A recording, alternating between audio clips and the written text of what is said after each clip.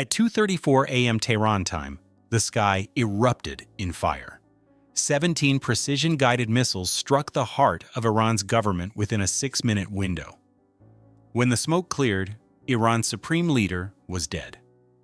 The Revolutionary Guard commanders were gone, and the Middle East would never be the same.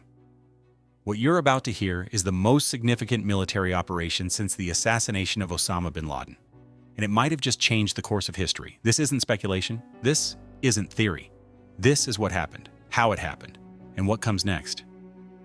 Stay with me, because understanding this moment is crucial to understanding what the world looks like tomorrow. The strike, Operation Thunderbolt. Let me walk you through exactly what happened during those 6 devastating minutes. The operation involved assets positioned across 3 countries. B-2 Spirit stealth bombers launched from Diego Garcia, over 2,000 miles away. Tomahawk cruise missiles fired from destroyers in the Persian Gulf.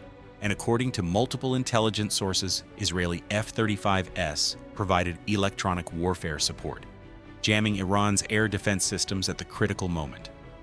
The targets weren't random. This was surgical decapitation. Target 1. The Supreme Leader's compound in Tehran. Intelligence had confirmed he was meeting with senior Revolutionary Guard commanders. The building was struck by 4 bunker-penetrating munitions. There were no survivors. Target 2, IRGC headquarters. The nerve center of Iran's military operations hit simultaneously by cruise missiles. Command and control infrastructure obliterated Target 3, key Revolutionary Guard commanders at separate secure locations across Tehran. Each location struck within the same 6-minute window, preventing any warning from reaching subsequent targets. The precision was unprecedented. Civilian casualties were reportedly minimal, not because of mercy, but because the intelligence was that good.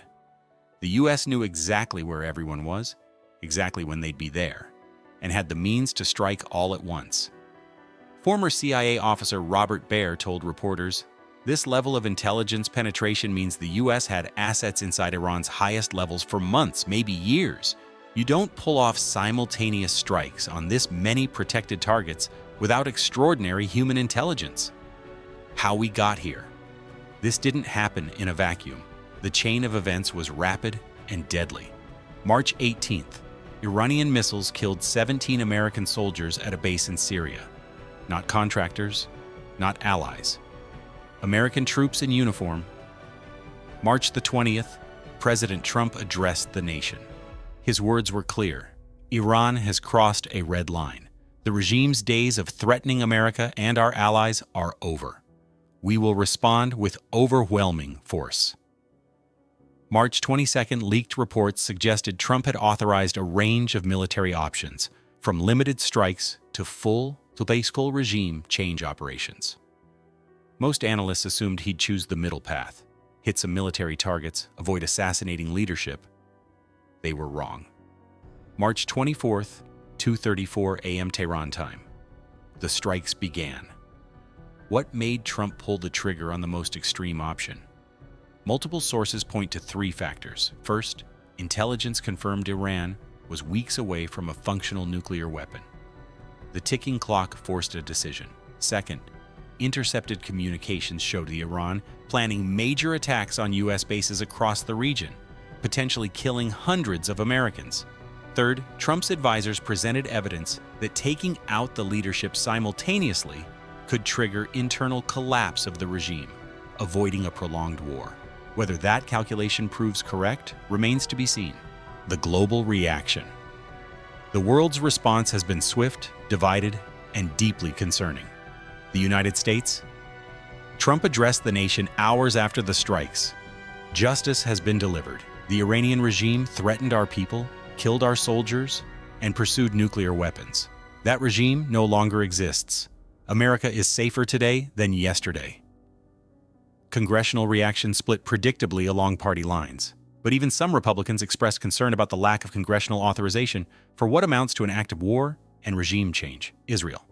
Prime Minister Netanyahu called it a historic day for peace and security. Israel has been Iran's primary regional adversary for decades.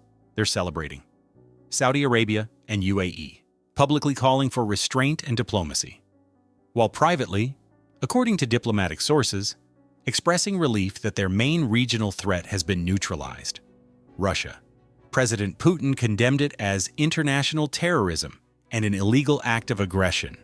Russia had defense agreements with Iran and has moved additional forces to its Middle Eastern bases. This isn't just rhetoric. This is a major power publicly opposing U.S. military action. China. Calling for UN Security Council emergency sessions and describing the strikes as destabilizing and dangerous. China had massive economic investments in Iran and depends on Middle Eastern oil. They're economically and strategically threatened by this action. Europe, divided and nervous. Some leaders quietly relieved that Iran's nuclear program is disrupted. Others furious that the US took unilateral action without consulting NATO allies.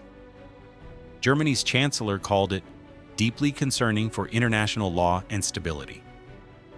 The United Nations is in emergency session, but let's be real, nothing substantive will come from it. The Security Council is paralyzed by competing interests. What happens now? The power vacuum. Here's where things become truly dangerous. Iran isn't ruled by a single strongman, it's a web of competing power centers. The Revolutionary Guard, regular military, clerical authorities, political factions, and ethnic groups. The supreme leader balanced them through authority and fear. With that structure shattered, the future is uncertain.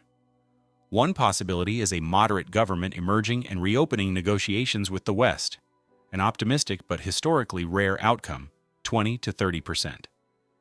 A more likely path is military control, as armed forces often fill power vacuums, 35 to 40%. Civil war and fragmentation with ethnic regions breaking away remains a serious risk, 25 to 30%.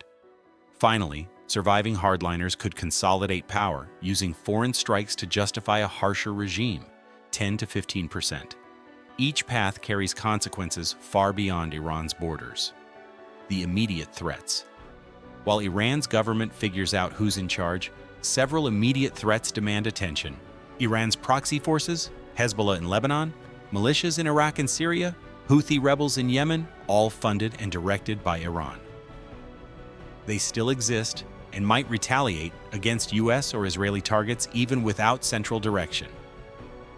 Sleeper cells. Intelligence agencies believe Iran has operatives in Western countries positioned for exactly this scenario. The threat of terrorism in Europe and potentially America has increased significantly. Nuclear materials. Where are Iran's enriched uranium stockpiles? Who controls them now? This is the question keeping intelligence agencies awake. If those materials fall into the wrong hands or go missing, the consequences could be catastrophic. Regional instability, Iraq, Syria, Lebanon, and Yemen all have significant Iranian influence. As that influence collapses or transforms, expect violence and chaos as various groups fight to fill the vacuum. The Middle East has shifted overnight. A once stable regional power is now unstable, and new actors will compete to fill the gap. For Americans, that could mean prolonged military involvement, economic volatility, and rising security risks. This story is still unfolding. Stay informed, stay engaged, and watch closely. History is moving fast.